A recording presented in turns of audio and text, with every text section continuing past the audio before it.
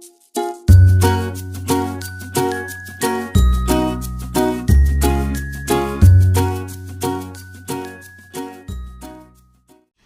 Friends, welcome to ഇസാൻസ് world. ഒരുപാട് പേർ കമൻറ്റ് സെക്ഷനിൽ ചോദിക്കുന്നൊരു ചോദ്യമാണ് കുട്ടികളുടെ കണ്ണ്, ചെവി, മൂക്ക്, അതുപോലെ നാക്കൊക്കെ എങ്ങനെയാണ് ക്ലീൻ ചെയ്യേണ്ടതെന്ന്. അപ്പോൾ നമ്മൾ എന്തായാലും ഈ പാർട്സൊക്കെ ക്ലീൻ ചെയ്യാനായിട്ട് പ്രത്യേകം ശ്രദ്ധ കൊടുക്കേണ്ടത് അത്യാവശ്യമാണ്. അപ്പോൾ ഇന്നത്തെ വീഡിയോയിൽ ഞാൻ പറയാൻ പോകുന്നത് കുട്ടികളുടെ കണ്ണ്, മൂക്ക്, നാക്ക്, ചെവിയൊക്കെ എങ്ങനെയാണ് ക്ലീൻ ചെയ്യേണ്ടതെന്നാണ്. അപ്പോൾ നിങ്ങൾ ആദ്യമായിട്ടാണ് എൻ്റെ ചാനൽ കാണുന്നതെങ്കിൽ ഒന്ന് സബ്സ്ക്രൈബ് ചെയ്തേക്കുക. സബ്സ്ക്രൈബ് ബട്ടൻ്റെ അടുത്തുള്ള ആ കുഞ്ഞു ബെൽ ബട്ടൺ കൂടി ഒന്ന് പ്രസ് ചെയ്താൽ ഞാൻ പുതിയ പുതിയ വീഡിയോസ് ഇടുമ്പോൾ നിങ്ങൾക്ക് നോട്ടിഫിക്കേഷൻ ലഭിക്കും. അപ്പോൾ നമുക്ക് സ്റ്റാർട്ട് ചെയ്യാം അല്ലേ.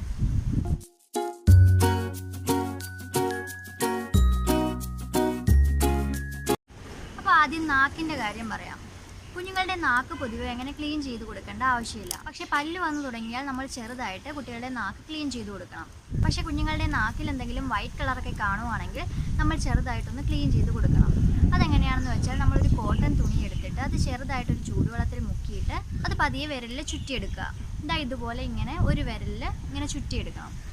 അതിനുശേഷം കുട്ടികളുടെ നാക്ക് പതിയെ തുടച്ചു കൊടുക്കുക. അങ്ങനെ മാത്രമാണ് ക്ലീൻ ചെയ്യാൻ പാടുള്ളൂ. അങ്ങനെ ചെയ്തിട്ടും കുട്ടിയുടെ നാക്കിലെ ആ വൈറ്റ് കളർ മാറിയില്ലെങ്കിൽ അത് കുട്ടികൾക്കുണ്ടാകുന്ന ത്രഷാണ്. അതായത് ഒരു പൂപ്പൽ പോലെയുള്ള രോഗം കുട്ടികൾക്ക് നാക്കിലുണ്ടാവാറുണ്ട്. അതായിരിക്കുമെന്ന്. അപ്പോൾ അങ്ങനെ തുടച്ചിട്ടും അധികമായിട്ട് ആ പൂപ്പൽ പോലെ കാണുന്നുണ്ടെങ്കിൽ തീർച്ചയായും നിങ്ങളൊരു പീഡിയാട്രീഷ്യനെ കൺസൾട്ട് ചെയ്യണം. അതല്ല ചെറിയ രീതിയിലേ ഉള്ളെങ്കിൽ സാരമില്ല. പക്ഷേ അധികമായിട്ട് കാണുവാണെങ്കിൽ കുട്ടികൾക്കത് പെയിൻഫുള്ളായിരിക്കും. കുട്ടികൾ പാല് കുടിക്കാനൊക്കെ മടി കാണിക്കും. കൂടുതലായിട്ടും ഫോർമുല മിൽക്ക് കുടിക്കുന്ന കുട്ടികളിലാണ് ഈ ത്രഷ് കൂടുതലായിട്ടും കാണപ്പെടാറുള്ളത്. അപ്പോൾ നിങ്ങൾ എന്തായാലും ഡെയിലി കുട്ടികളുടെ നാക്കൊക്കെ ഒന്ന് ശ്രദ്ധിച്ചേക്കുക. അപ്പോൾ അങ്ങനെ അധികമായിട്ട് പൂപ്പൽ പോലെ കാണുന്നുണ്ടെങ്കിൽ, അതായത് ഞാൻ ഈ കൊടുത്തിരിക്കുന്ന പിക്ചർ പോലെ അങ്ങനെ അധികമായിട്ട് പൂപ്പൽ പോലെ കാണുന്നുണ്ടെങ്കിൽ അത് എന്താണെങ്കിലും മൗത്ത് ഇൻഫെക്ഷൻ ആയിരിക്കും.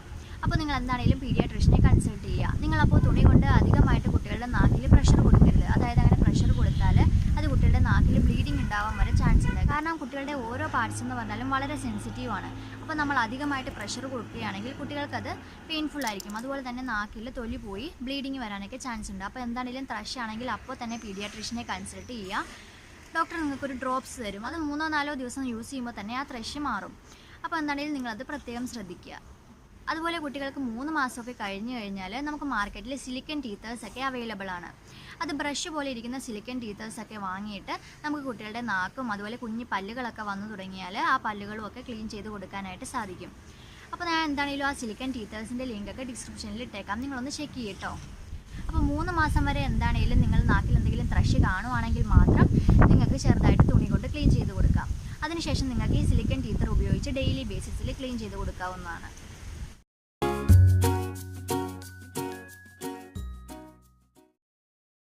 ഇനി കുട്ടികളുടെ ക്ലീൻ ചെയ്യേണ്ട വളരെ ഇമ്പോർട്ടൻ്റ് ആയിട്ടുള്ളൊരു പാർട്ടാണ് മൂക്ക്. പക്ഷെ പണ്ടുള്ളവരൊക്കെ ചെയ്തുകൊണ്ടിരുന്നത് എന്താണെന്ന് വെച്ചാൽ കുളിപ്പിക്കുമ്പോൾ തോർത്തുന്ന തുണിയുടെ ഒരു ഭാഗമോ അല്ലെങ്കിൽ ഏതെങ്കിലും ഒരു കോട്ടൺ തുണിയുടെ ഭാഗമോ ഒക്കെ കുട്ടികളുടെ മൂക്കിനുള്ളിൽ ഇട്ടിട്ട് ക്ലീൻ ചെയ്യുകയാണ് ചെയ്തുകൊണ്ടിരുന്നത്. പക്ഷെ ഒരിക്കലും അങ്ങനെ ചെയ്യാൻ പാടില്ല എന്നാണ് പറയുന്നത്. കാരണം കുട്ടികളുടെ മൂക്കിനുള്ളിലെ മെംബ്രെയിൻസ് ഒക്കെ വളരെ തിന്നാണ്. അപ്പോൾ നമ്മളങ്ങനെ തുണി കൊണ്ട് കുട്ടികളുടെ മൂക്ക് ക്ലീൻ ചെയ്യുകയാണെങ്കിൽ തീർച്ചയായും കുട്ടികളുടെ ആ മെംബ്രെയിൻസിന് പോറൽ വീഴാനൊക്കെ സാധ്യതയുണ്ട്. അത് കുട്ടികൾക്ക് വളരെ പെയിൻഫുള്ളായിരിക്കും. അപ്പോൾ മൂക്ക് കുട്ടികളുടെ ക്ലീൻ ചെയ്യുകയാണെങ്കിൽ ഒരിക്കലും മൂക്കിൻ്റെ ഉള്ള ഭാഗത്ത് ക്ലീൻ ചെയ്യരുത്. പുറമെ ഒരു തുണി നനച്ച് നമുക്ക് ക്ലീൻ ചെയ്യാം. കുളിപ്പിക്കുമ്പോൾ തന്നെ അങ്ങനെ ക്ലീൻ ചെയ്യുന്നതാണ് ഏറ്റവും നല്ലത്. കാരണം കുളിപ്പിച്ച് കഴിയുമ്പോഴായിരിക്കുമല്ലോ നമ്മൾ കുട്ടികളെ തുടയ്ക്കുന്നത്. അപ്പോൾ കുളിപ്പിച്ച് കഴിഞ്ഞിട്ട് കുട്ടിയെ തോർത്തുന്ന ആ സോഫ്റ്റ് ആയിട്ടുള്ള കോട്ടൺ തുണി ഉപയോഗിച്ച് കുട്ടികളുടെ മൂക്കിൻ്റെ പുറം ഭാഗവും ക്ലീൻ ചെയ്ത് കൊടുക്കാവുന്നതാണ്. ഉള്ളുഭാഗം ക്ലീൻ ചെയ്യേണ്ട കാര്യമില്ല. ഇനി കുട്ടികൾക്ക് എന്തെങ്കിലും പനിയോ ജലദോഷമോ റണ്ണിങ് നോസൊക്കെ ആണെങ്കിൽ നമുക്ക് നേസൽ ഡ്രോപ്സ് ഒഴിച്ചു കൊടുക്കാം. അങ്ങനെ 2 തുള്ളി നേസൽ ഡ്രോപ്സ് ഒഴിച്ചു കൊടുക്കുമ്പോൾ തനിയെ മൂക്കിനുള്ളിലുള്ള മ്യൂക്കസ് ഒക്കെ ഇറങ്ങി വരും. അപ്പോൾ നമുക്ക് കോട്ടൺ തുണി ഉപയോഗിച്ച് വൃത്തിയാക്കാവുന്നതാണ്. അതുപോലെ തന്നെ റണ്ണിങ് നോസ് ഉള്ള കേസിൽ നമുക്ക് നേസൽ ആസ്പിറേറ്റർ ഉപയോഗിക്കാവുന്നതാണ്. അങ്ങനെ നേസൽ ആസ്പിറേറ്റർ ഉപയോഗിച്ച് പതിയെ ഒരു പ്രഷർ കൊടുക്കുമ്പോൾ തന്നെ കുട്ടിയുടെ മൂക്ക് ക്ലീൻ ആവുന്നതാണ്. അപ്പോൾ അതിലേതെങ്കിലും നമുക്ക് ട്രൈ ചെയ്യാവുന്നതാണ്. ഒരിക്കലും കുട്ടിയുടെ മൂക്കിൽ തുണിയോ അതുപോലെയുള്ള സാധനങ്ങളോ ഇട്ട് വൃത്തിയാക്കരുത്. അതുപോലെ തന്നെ നമുക്ക് കുട്ടികളുടെ നോസ് ക്ലീൻ ചെയ്യാനായിട്ട് സോഫ്റ്റ് ടിപ്പുള്ള നോസ് സ്പീക്കറൊക്കെ ഉപയോഗിക്കാവുന്നതാണ്. ഞാൻ ഒരു ആമസോൺ ഹോൾ വീഡിയോയിൽ ഒരു നോസ് സ്പീക്കർ നിങ്ങളെ കാണിച്ചു തന്നായിരുന്നല്ലോ. അപ്പോൾ ഞാൻ എന്താണെങ്കിലും നോസ് സ്പീക്കറിൻ്റെയും നേസൽ ആസ്പിറേറ്ററിൻ്റെയും ഒക്കെ ലിങ്ക് ഞാൻ ഡിസ്ക്രിപ്ഷനിൽ ഇട്ടേക്കാം.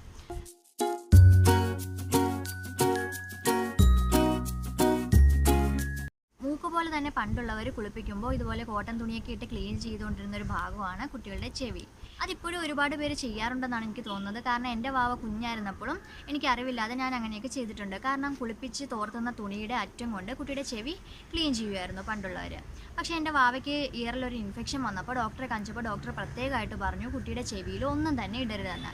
ബഡ്സോ തുണിയോ അങ്ങനെ ഒന്നും ഇടരുതെന്നാണ് ഡോക്ടർ പ്രത്യേകമായിട്ടും പറഞ്ഞത്. കാരണം കുട്ടിയുടെ ചെവിയിൽ അങ്ങനെ ഇടുന്നത്, ഞാൻ നേരത്തെ മൂക്കിൻ്റെ കേസിൽ പറഞ്ഞ പോലെ തന്നെ കുട്ടിയുടെ ചെവിയിലുള്ള മെമ്പറൈൻസ് ഒക്കെ വളരെ തിന്നാണ്. അപ്പോൾ നമ്മൾ കുട്ടിയുടെ ചെവിയിൽ ഇതുപോലെയുള്ള തുണിയോ ബഡ്സോ ഒക്കെ ഇടുന്നത് കുട്ടിയുടെ ചെവിക്ക് പ്രോബ്ലം ആയിരിക്കും. കുട്ടിയുടെ ഇയർ കനാലിൽ ഇൻഫെക്ഷൻ ഉണ്ടാവാനും അതുപോലെ ഇയർ ഡ്രമ്മിനെ ബാധിച്ച് അത് കേൾവിയെ ബാധിക്കാൻ വരെ സാധ്യതയുണ്ട് നമ്മളങ്ങനെ കുട്ടിയുടെ ചെവിയിൽ തുണിയൊക്കെ തിരുകുവാണെങ്കിൽ. അപ്പോൾ എന്താണെങ്കിലും നിങ്ങൾ കുട്ടിയുടെ ചെവിയിൽ ഒരു സാധനവും കടത്താതിരിക്കാനായിട്ട് പ്രത്യേകം ശ്രദ്ധിക്കുക. ഇപ്പോൾ നിങ്ങൾ ബഡ്സ് ആണ് ഇങ്ങനെ കുട്ടിയുടെ ചെവി ക്ലീൻ ചെയ്യാനായിട്ട് ഉപയോഗിക്കുന്നതെങ്കിൽ കുട്ടിയുടെ ചെവിയുടെ ഉള്ളിൽ എന്തെങ്കിലും വാക്സ് ഒക്കെ ഉണ്ടെങ്കിൽ അത് വീണ്ടും ഉള്ളിലേക്ക് തള്ളിയിരുന്ന് പോകാനായിട്ടുള്ള സാധ്യതയുണ്ട്. അപ്പോൾ അങ്ങനെ തള്ളിയിരുന്ന് പോകുമ്പോൾ അത് പിന്നെ നമ്മൾ എന്ത് ചെയ്താലും പുറത്തേക്ക് വരാണ്ടാവും. അങ്ങനെയുള്ള കേസിൽ കുട്ടികൾക്ക് കേൾവിക്കുറവ് ഉണ്ടാവാൻ സാധ്യതയുണ്ട്. അപ്പോൾ നിങ്ങൾ എന്താണെങ്കിലും കുട്ടിയുടെ ചെവിയിൽ അധികമായിട്ട് വാക്സ് കാണുവാണെങ്കിൽ ഒരു പീഡിയാട്രീഷ്യനെയോ അല്ലെങ്കിൽ ENTനെയോ കൺസൾട്ട് ചെയ്യുക. അവരത് ക്ലീൻ ചെയ്ത് തന്നോളും. നമ്മൾ എന്താണെങ്കിലും കുട്ടിയുടെ ചെവിയിൽ ഒന്നും ചെയ്യാതിരിക്കുക. കുട്ടിയുടെ ചെവിയിലുള്ള ചെറിയ ചെറിയ വാക്സ് ഒക്കെ തനിയെ അടർന്നു പോകുന്നതാണ്. നമ്മൾ അതിനു വേണ്ടി ഒന്നും ചെയ്യേണ്ട ആവശ്യമില്ല. അപ്പോൾ നമ്മൾ കുട്ടിയുടെ ചെവി ക്ലീൻ ചെയ്യേണ്ട പാർട്സ് ഏതൊക്കെയാണെന്ന് വെച്ചാൽ കുട്ടിയുടെ ചെവിയുടെ ഞാൻ ഈ പിക്ചറിൽ കാണിക്കുന്ന പോലെയുള്ള പുറമേയുള്ള പാർട്സും അതുപോലെ തന്നെ ചെവിയുടെ പുറകിലുള്ള പാർട്സുമാണ്.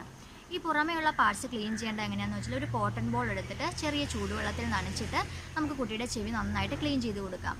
കാരണം കുട്ടിയുടെ ചെവിയുടെ ഈ പുറമേയുള്ള ഭാഗത്ത് ഒരുപാട് ഡേർട്ടൊക്കെ അടിഞ്ഞുകൂടാനുള്ള ചാൻസ് ഉണ്ട്.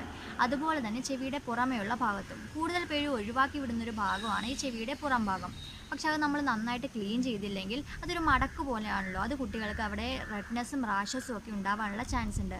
അപ്പോൾ നിങ്ങൾ എന്താണെങ്കിലും ദിവസവും കുട്ടിയുടെ ചെവിയുടെ ആ കാണാൻ പറ്റുന്ന ഭാഗവും അതുപോലെ തന്നെ കാണാൻ പറ്റാത്ത ആ പുറകിലുള്ള ഭാഗവും നന്നായിട്ട് വൃത്തിയാക്കാനായിട്ട് പ്രത്യേകം ശ്രദ്ധിക്കുക. നിങ്ങൾക്കത് കുളിച്ച് കഴിയുമ്പോൾ തന്നെ ചെയ്യാവുന്നതാണ്. കാരണം കുളിച്ച് കഴിയുമ്പോഴാണ് ചെയ്യുന്നതെങ്കിൽ കുട്ടികൾക്ക് ഒട്ടും വേദനിക്കില്ല. കാരണം ആ ഡേർട്ടൊക്കെ പതിയെ അലിഞ്ഞിരിക്കുമായിരിക്കും. അപ്പോൾ നമുക്ക് വേഗം തന്നെ ക്ലീൻ ചെയ്തെടുക്കാനായിട്ട് സാധിക്കും. നിങ്ങൾക്കതിന് വേണ്ടി ഒരു കോട്ടൺ ബോളോ അല്ലെങ്കിൽ കോട്ടൺ തുണിയോ ഒക്കെ ഉപയോഗിക്കാവുന്നതാണ്. എന്താണെങ്കിലും സോഫ്റ്റ് തുണി കൊണ്ട് ക്ലീൻ ചെയ്യാനായിട്ട് പ്രത്യേകം ശ്രദ്ധിക്കുക. അതുപോലെ തന്നെ നിങ്ങൾ കുട്ടിയുടെ ചെവിയിൽ നോക്കുമ്പോൾ അധികമായിട്ട് വാക്സ് ഒക്കെ കാണുവാണെങ്കിൽ നിങ്ങൾ എന്താണെങ്കിലും ഒരു പീഡിയാട്രീഷ്യനെ കൺസൾട്ട് ചെയ്യുക. അപ്പോൾ ഡോക്ടർ ചെവിയിൽ ഒഴിക്കാനായിട്ട് ഒരു ഡ്രോപ്സ് തരും. അങ്ങനെ ഡ്രോപ്സ് ഒഴിച്ചിട്ടും ആ വാക്സ് പോകുന്നില്ലെങ്കിൽ മാത്രം നിങ്ങൾക്കൊരു ENTയെ കൺസൾട്ട് ചെയ്യാവുന്നതാണ്.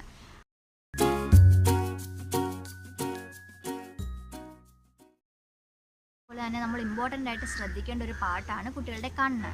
കണ്ണിൽ ഒരുപാട് ഡിസ്ചാർജസ് ഒക്കെ ഉണ്ടാവാനുള്ള സാധ്യതയുണ്ട്. അപ്പോൾ നമ്മൾ എന്താണെങ്കിലും ഡെയിലി കുട്ടിയെ ക്ലീൻ ചെയ്ത് കൊടുക്കണം. ഇപ്പോൾ നിങ്ങൾ കുട്ടികളെ കണ്ണെഴുതിപ്പിക്കുന്ന ശീലമുള്ളവരൊക്കെ ആണെങ്കിൽ എന്താണെങ്കിലും തീർച്ചയായും കുട്ടികളുടെ കണ്ണ് ഡെയിലി ക്ലീൻ ചെയ്യണമെന്ന് പ്രത്യേകം ശ്രദ്ധിക്കുക. കാരണം കുട്ടികളുടെ കണ്ണെഴുതാൻ പാടില്ലല്ലോ. ഞാൻ ഒരു വീഡിയോ ഇട്ടിട്ടുണ്ട്, നിങ്ങൾ കണ്ടിട്ടില്ലെങ്കിൽ ഒന്ന് കണ്ടു നോക്കൂ കേട്ടോ. ഞാൻ ഈ സജഷനിലും അതുപോലെ ഡിസ്ക്രിപ്ഷനിലും ഒക്കെ ഇട്ടേക്കാം. കുട്ടികൾക്കധികം കണ്ണെഴുതുന്നത് അത്ര നല്ലതല്ല. കാരണം കുട്ടികൾക്ക് അങ്ങനെ കണ്ണെഴുതുന്നത് വഴി കുട്ടികളുടെ ടിയർ ഡക്സ് ബ്ലോക്ക് ആവാനൊക്കെയുള്ള ചാൻസ് ഉണ്ട്.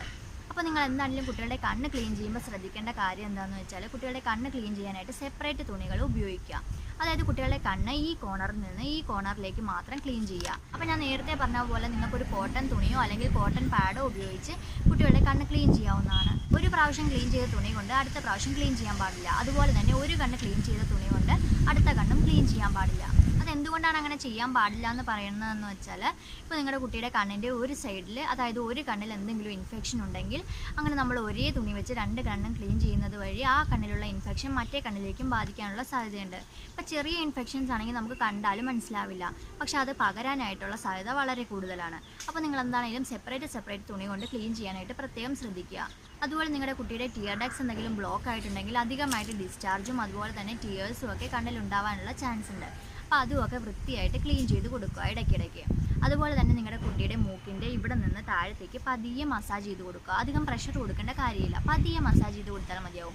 അങ്ങനെ ഡെയിലി പല പ്രാവശ്യം ചെയ്യുന്നത് വഴി കുട്ടികളുടെ ബ്ലോക്ക് ആയിപ്പോയ ടിയർ ഡക്സ് ഓപ്പൺ ആവാനായിട്ട് സഹായിക്കും.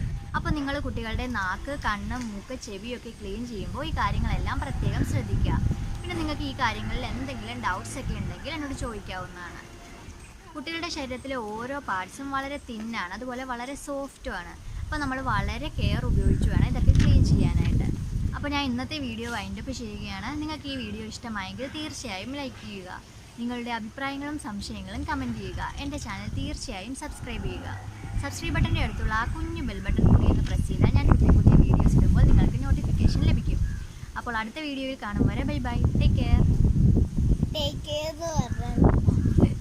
എന്ന് പറഞ്ഞാൽ നിന്നെ കാണിക്കും ഞാൻ. പെണ്ണാണ്. Take care. സ്ഥലം വിടും.